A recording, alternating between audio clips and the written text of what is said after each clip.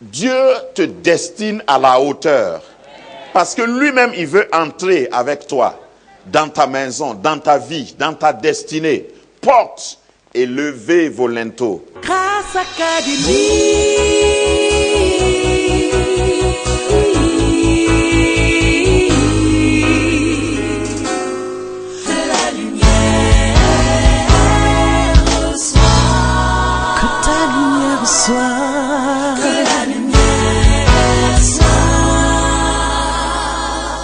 Il y a une étape où on vit les miracles. Il y a une autre étape où on décide de connaître le Dieu de miracle. Et c'est ma détermination. Est-ce que tu connais l'auteur du miracle dans ta vie? Parce que quand tu connais cet auteur, le jour même qu'il ne fait pas de miracle, tu es calme.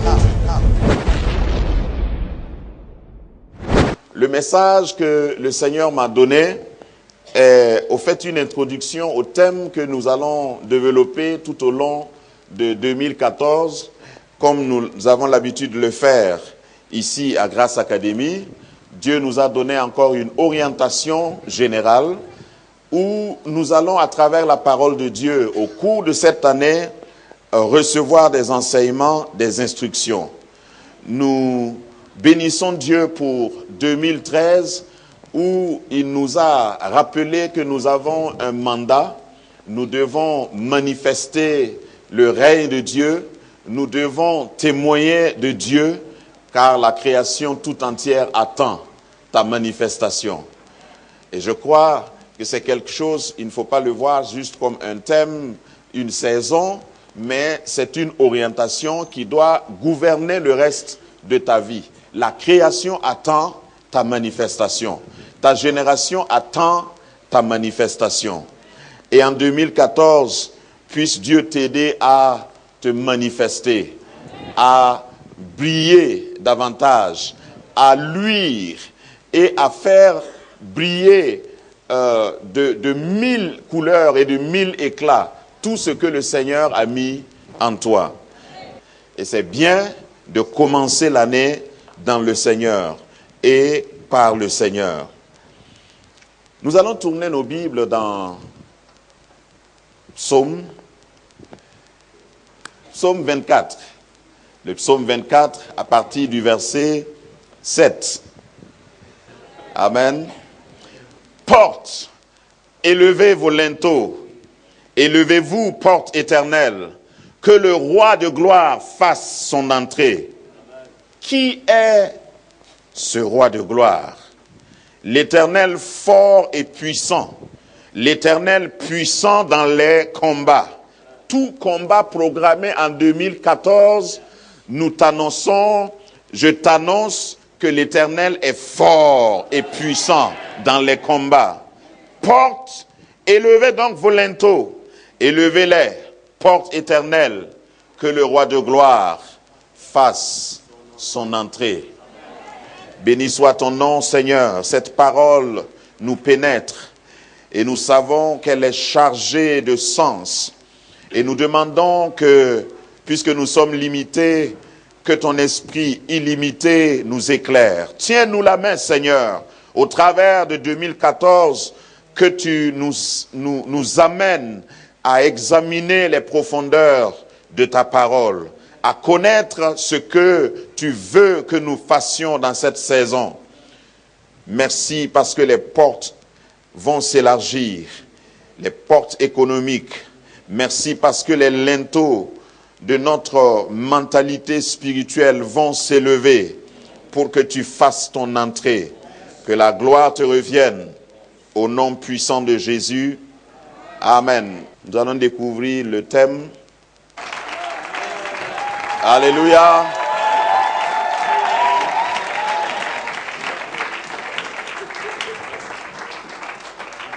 Je voudrais qu'en regardant cette image, tu imagines à tout ce qui était bas.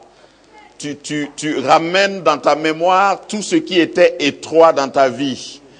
Et tu regardes tout ce qui était un obstacle. C'est vrai que celui qui a... Mon imprimeur m'a demandé, linteau même c'est quoi? Et puis il fallait que j'explique. Donc je suppose que quelqu'un ne sait pas ce que c'est que les linteaux. Les linteaux, c'est la partie supérieure d'une porte. Et quand les linteaux d'une porte sont bas, quelque chose de grand ne peut pas entrer. Peut-être que c'est dans ta vie matrimoniale que le linteau était bas. Peut-être que c'est dans ta vie économique. Peut-être que c'est dans ta vie spirituelle.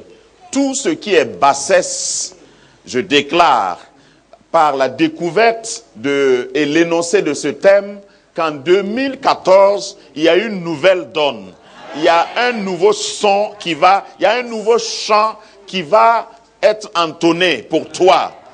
Les portes vont s'élever parce qu'il y a un roi de gloire, l'Éternel, le Dieu des armées d'Israël, celui qui est fort dans les combats. Et je t'informe qu'il n'a jamais raté un combat. L'Éternel, fort et puissant dans les combats. Amen. Porte, élevez vos linteaux. Qu'est-ce qu'une porte? Une porte, dans la parole de Dieu, il y a plus de 8000 fois qu'on a la mention des portes. Une porte, la porte en hébreu, c'est le mot shahar, qui veut dire entrée. C'est une entrée, entrée d'une maison, entrée d'une ville, entrée d'un pays.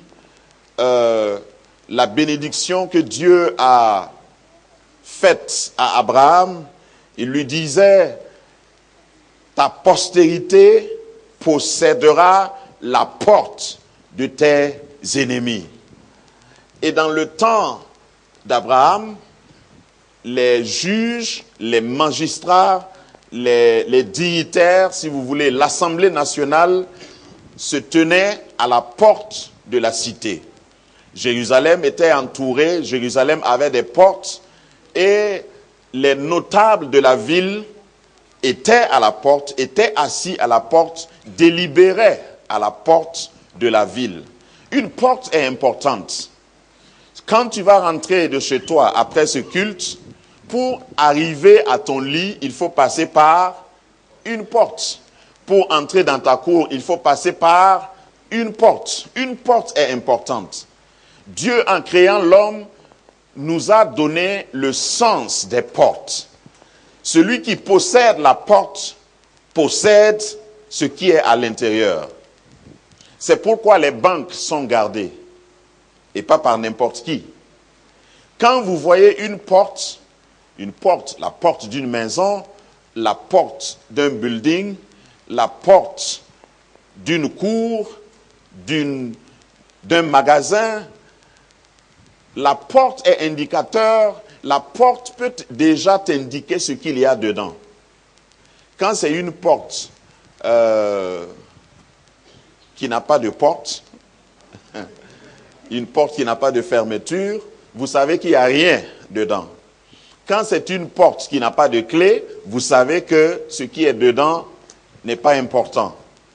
Mais quand vous arrivez et vous voyez une porte barricadée, avec plusieurs serrures, et un vigile, et puis il y a vigile, et puis il y a vigile, une garde armée, vous savez que ce qui est dedans, ce n'est pas pour les enfants, comme on dit. Dieu t'a créé et a mis un trésor en toi. Et j'ai l'impression qu'il y a beaucoup d'hommes, malgré ce que Dieu a mis en eux, qui ne sont pas conscients de ce que Dieu a mis en eux. C'est pourquoi leurs portes ne sont pas gardées, et c'est pourquoi aussi leurs portes sont petites. Quand vous construisez un poulailler, vous mettez quand même une porte. Mais la porte du poulailler sera proportionnelle aux habitants, aux résidents du poulailler. Ta vie a une porte. Et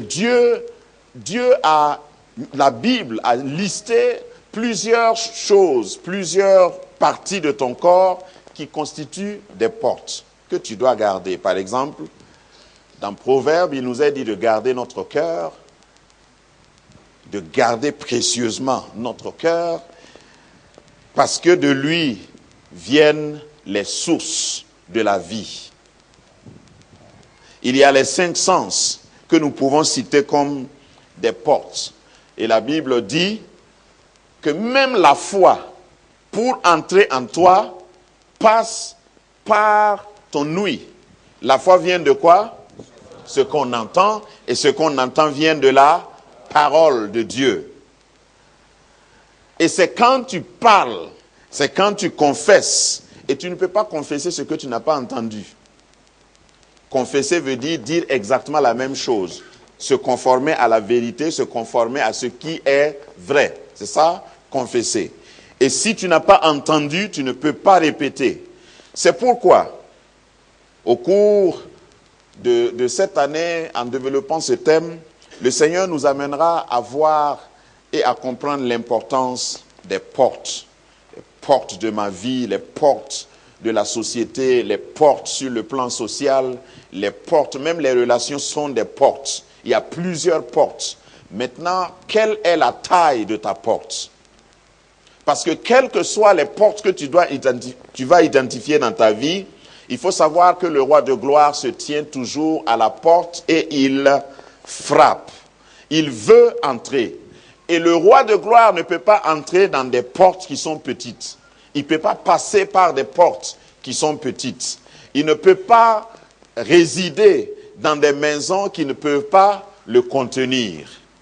C'est pourquoi, non seulement il faut élargir l'espace de ta tente, mais aussi il faut élever les linteaux de tes portes, les linteaux de tes portes éternelles. Parce que tant que tu vis, tu as une porte. Et par cette porte, Dieu veut entrer.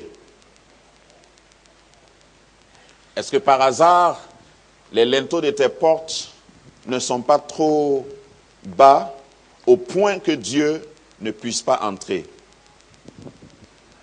Quand les linteaux sont très bas, vous allez voler bas. Vous allez travailler, vous n'allez pas oser rêver grand. Est-ce que tu as des rêves? Amen. Parce que tes rêves sont indicateurs de tes portes. Si tu rêves que tu es au village, il y a des gens qui rêvent toujours, ils sont à Ouaga, mais chaque fois qu'ils rêvent, ils sont au village. Ça, c'est le signe de linteau trop bas. Au moins, si tu repartais au village pour être voté député, ça se comprend. Mais si tu repars au village, tu nages dans le marigot de ton village, tu cours après les moutons dans ton village, ce n'est pas normal. Il faut que tes linteaux soient élevés.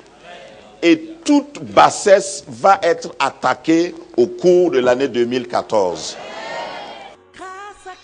Grâce Académie, une vision, une plateforme, un cadre d'expression et d'épanouissement pour tout l'homme. Une ambassade du royaume de Dieu, un peuple d'adorateurs, un centre multiracial, une église sans cloison avec pour seule passion vivre la réalité de l'évangile de Jésus-Christ. Grâce Académie, une voix prophétique et une vision pour sa génération. Situé à Ouaga 2000, à 700 mètres de l'ambassade des États-Unis, côté Est. Grâce Académie.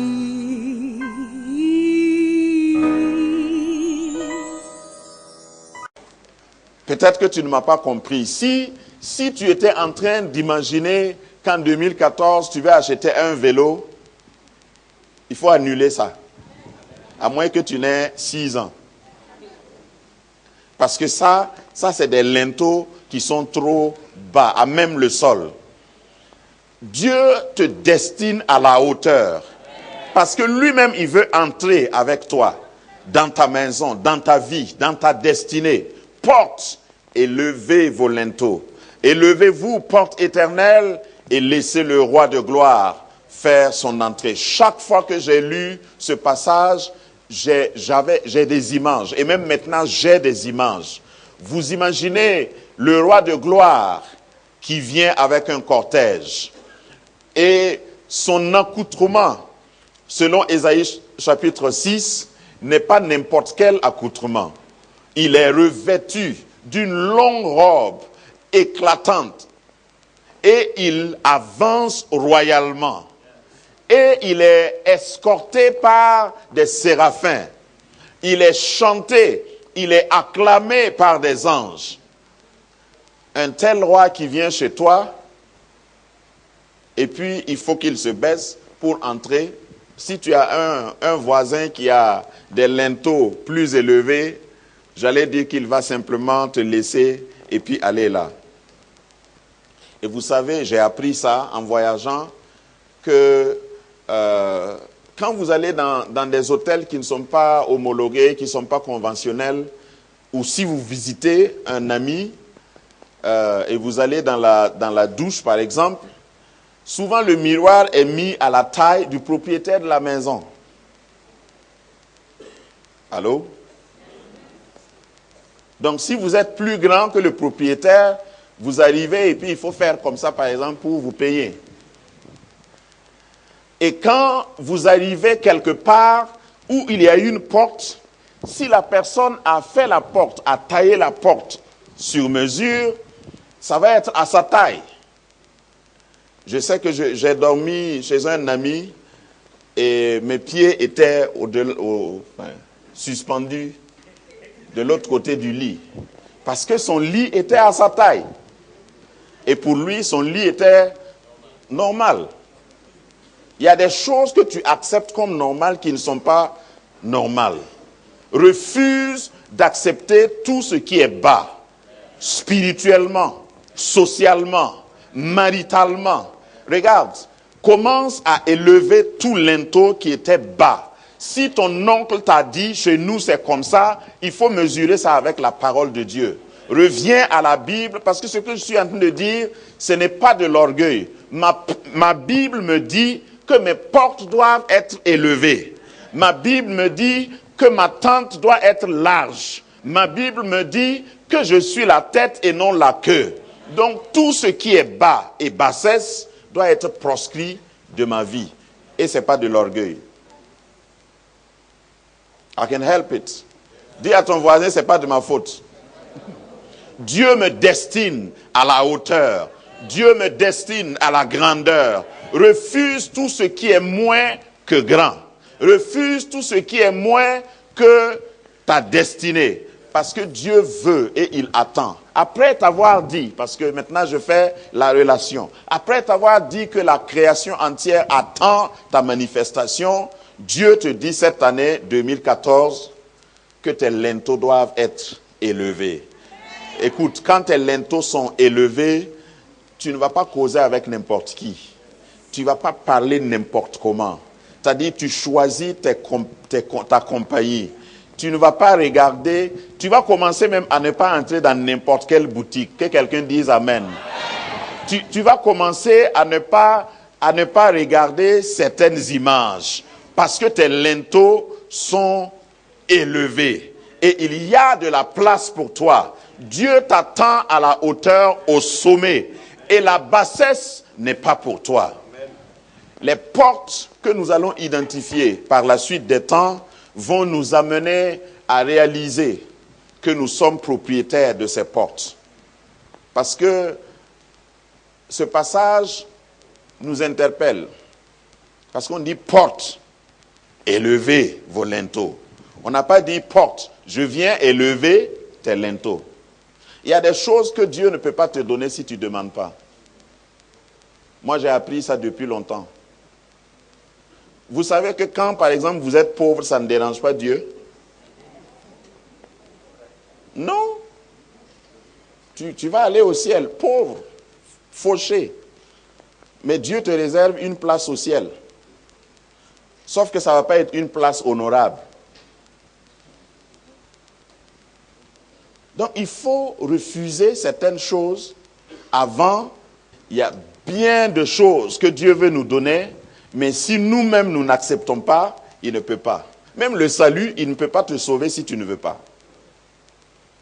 Donc, c'est toi qui dois élever tes linteaux. au début de cette année et au cours de cette année 2014, il faut commencer à réviser certaines choses. Je vois déjà quelqu'un qui va sortir son enfant de l'école où il était pour l'amener à une autre école. Parce que tout ça, ça fait partie des linteaux. Il ne faut pas voler bas. Parce que Dieu ne te destine pas à la basse-cour. Tu es un aigle royal. Et les aigles ne volent pas avec les autres, les pigeons. Les aigles ne volent pas avec les poussins, les poulets. Les aigles, quitte à voler seuls, volent très haut. Les aigles mettent leur nid en hauteur. Un aigle royal, quand il veut pondre, il va sur une montagne et il cherche l'arbre qui est perché sur cette montagne et c'est là qu'il va faire son nid. Les aiglons ne connaissent pas le sol. Ils connaissent d'abord la hauteur. Et ensuite, ils descendent seulement pour prendre leur proie et remonter. L'aigle ne mange même pas sur le sol. Peut-être qu'il y en a qui n'étaient pas là quand on a étudié sur l'aigle. Et ça parle des linteaux, de l'élévation. Il faut d'abord que mentalement, tu élèves tes linteaux. Personne ne doit t'obliger en 2014 à voler bas. Dans ton service, tu dois dire, Seigneur, est-ce que j'ai atteint le sommet? Dans ton mariage, tu dois demander, Seigneur, est-ce que j'ai déjà atteint le sommet?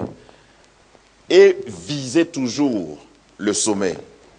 Et j'ai l'habitude de dire, c'est mieux d'être au sommet, parce qu'en bas, il y a trop d'embouteillages.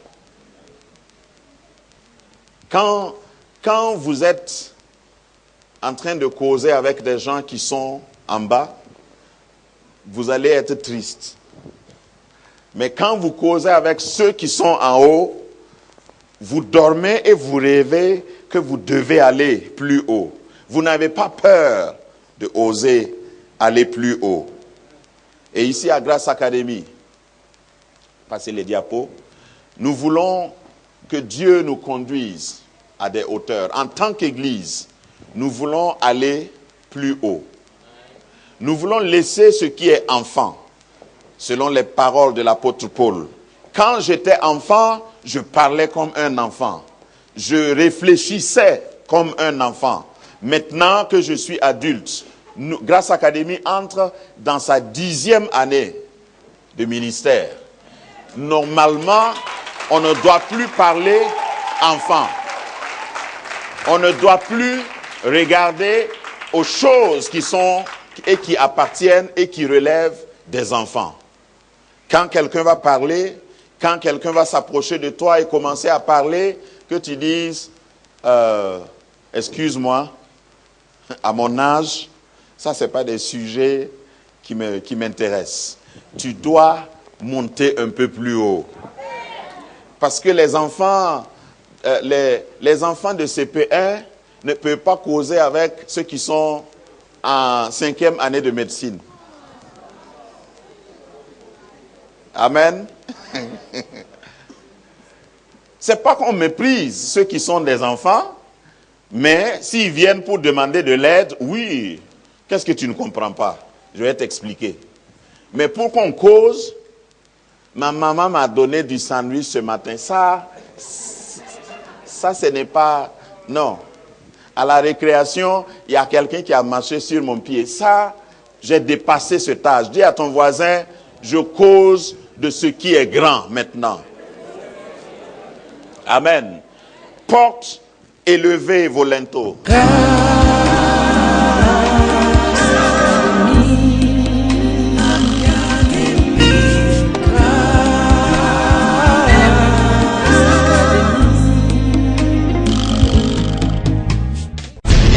Où on vit les miracles.